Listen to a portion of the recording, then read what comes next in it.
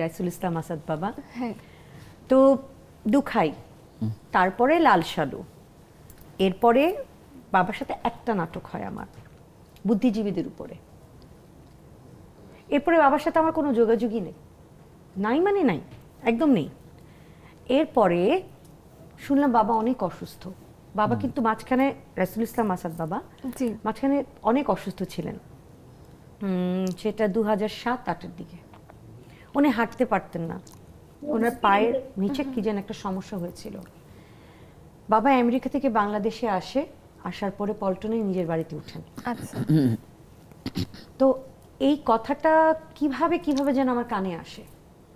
আসার পরে বাবাকে দৌড়ে যাই দেখতে, মানে আমার নিজের থেকেই যাওয়া। বাবার ওই অবস্থা দেখে না আমি আর টিকতে পারলাম না। মানে বাবা পায়ের স্টেপ দিতে পারে না, মাটিতে পা রাখতে পারতেন না। অনেক দিন উনি খুবই অসুস্থ অবস্থায় ছিলেন। তো ওই দেখাটার পরে প্রায় রোজই যেতাম বাবার সাথে দেখা করতে, একদম নিজের মেয়ের মতো ভাবে।